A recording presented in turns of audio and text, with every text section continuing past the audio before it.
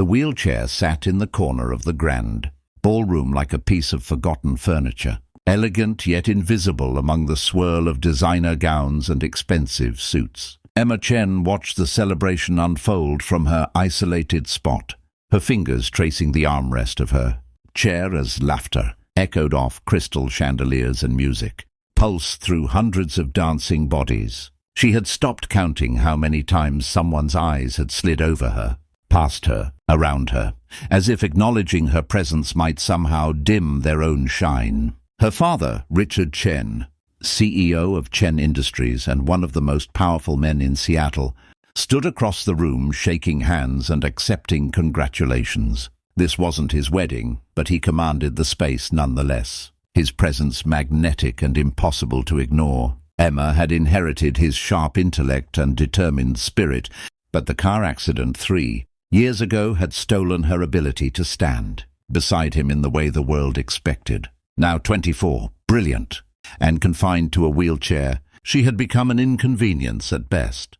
an uncomfortable reminder at worst. The bride was her cousin Sarah, radiant in imported lace, marrying into old money that made even the Chen fortune look modest. Emma had been included on the guest list out of obligation, seated at a table in the back where the disabled aunt, who smelled like mothballs, and the twice-divorced uncle who drank too much had also been strategically placed. The table for those who didn't quite fit the picture-perfect narrative.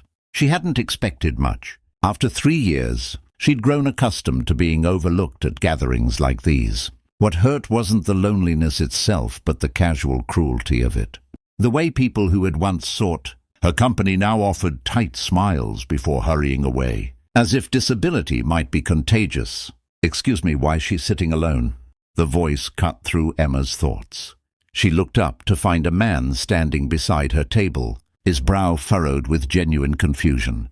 He was tall, maybe mid-30s, with kind eyes and the slightly rumpled appearance of someone who had dressed up, but wasn't entirely comfortable in formal wear. A small boy, perhaps 6 or 7, peeked from behind his legs. "I'm sorry?" Emma said, uncertain she'd heard correctly. "I asked my son why that woman was sitting by herself when everyone else is having such a good time," he said, gesturing to the crowded dance floor. He didn't have an answer. "Neither do I. I'm Jake Martinez, by the way. This is my son, Lucas." Lucas gave a small wave, his eyes wide and curious rather than pitying, a refreshing change from the looks Emma usually received. "Emma Chen," she managed, extending her hand. Jake shook it firmly, his grip warm and confident. "I'm the bride's cousin, and I'm sitting alone because, well, that's just how these things go." Jake pulled out a chair without asking permission and sat down, Lucas scrambling into the seat beside him. "That's a terrible answer," he said simply. "These things should go better." Emma felt something crack inside her chest, not breaking but opening. When was the last time someone had been so direct, so honest, without drowning her in pity or awkward pleasantries? "Are you family?" she asked, curious now. "Sarah's college roommate's brother," Jake explained with a self-deprecating grin. "Barely made the cut for an invitation. Single dad, elementary school teacher, definitely not part of the usual crowd here. But Lucas and I clean up okay." He tugged at his tie, which Emma noticed was slightly crooked. "You look very handsome," she told Lucas, who beamed. "Daddy made spaghetti on my shirt earlier, but we got most of it out," Lucas announced proudly. Emma laughed, actually laughed, for the first time that evening. Well, it doesn't show at all. What started as a brief conversation expanded into an hour, then 2. Jake didn't ask what happened to her or offer sympathetic platitudes. Instead, he talked about his students, the challenges of raising Lucas alone after his wife passed away.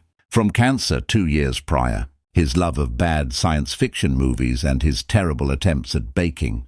He asked Emma about her work. She consulted for tech startups remotely and actually listened to her answers, asking follow-up questions that showed he understood what she was saying. Lucas, emboldened by his father's ease, asked if he could draw on the fancy napkins. Emma helped him create an elaborate story about a dragon who was afraid of butterflies. She hadn't felt this engaged, this present, this seen in longer than she could remember.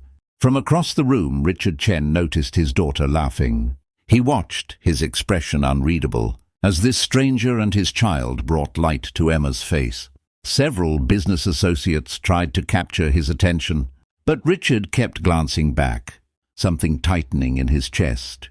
"Your daughter seems happy," remarked Margaret Wu, one of his oldest friends and the family's attorney. "She's talking to a stranger," Richard said, his tone defensive. "She's talking to someone who sees her," Margaret corrected gently. "There's a difference." When the dancing began again, Jake stood and extended his hand to Emma.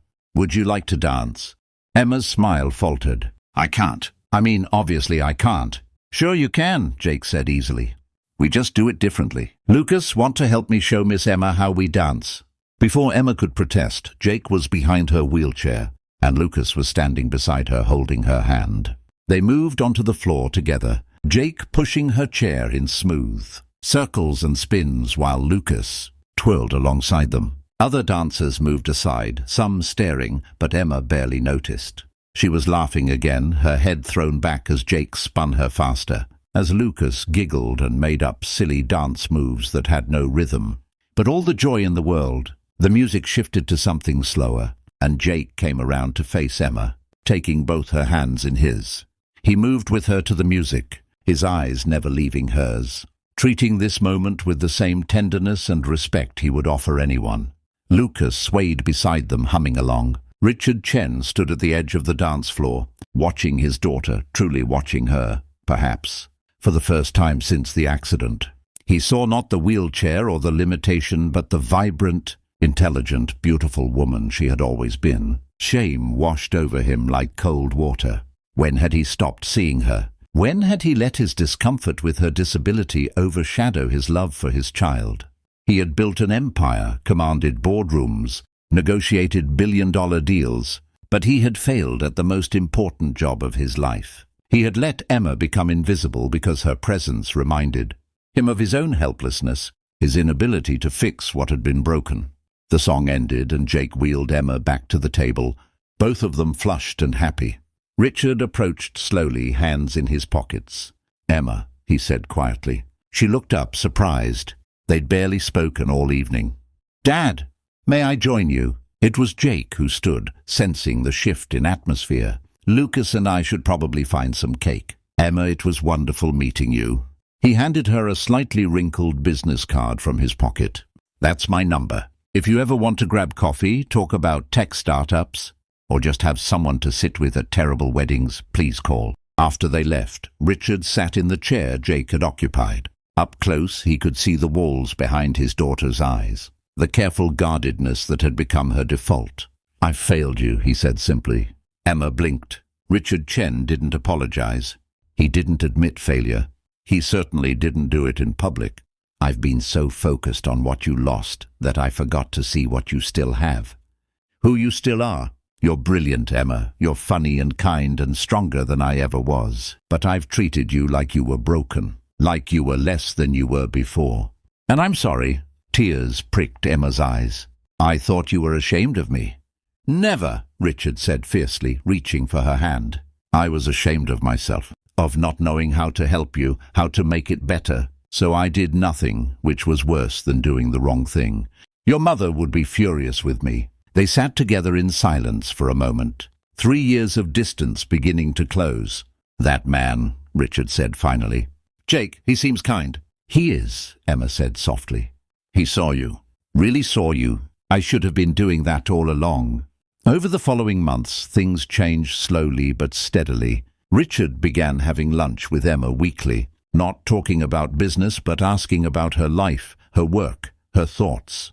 He donated to accessibility initiatives and quietly ensured his company's buildings were models of inclusive design. Emma called Jake. They met for coffee, which turned into dinner, which turned into weekends with Lucas, teaching him about coding while Jake cooked meals that were only slightly burned. She found herself part of a small, imperfect family that saw her completely and loved her fiercely. A year later, at a much smaller, more intimate wedding, Emma's own, Richard Chen stood to give a toast. His voice cracked slightly as he spoke. "I learned something important from my daughter and her husband. Being seen isn't about standing up or fitting in. It's about showing up as exactly who you are and finding people brave enough to really look. Emma never stopped being extraordinary. I just had to remember how to pay attention. Emma caught Jake's eye across the room. He smiled at her, that same warm, open smile from the first night they met, and she felt the truth settle in her bones. She had never been invisible. She had just been waiting for the right people to prove it. The wheelchair had not changed who she was. The accident had not diminished her worth. And sometimes, all it took was one person asking the right question. Why is she alone? To change everything. In the end, love wasn't about grand gestures or perfect circumstances. It was about seeing and being seen, about showing up for each other in the small, profound moments that actually mattered. Emma had learned that the hard way, but she had learned it well. And as she danced with her new husband, spinning and laughing and perfectly herself, she knew that being truly seen was worth every moment of having felt invisible.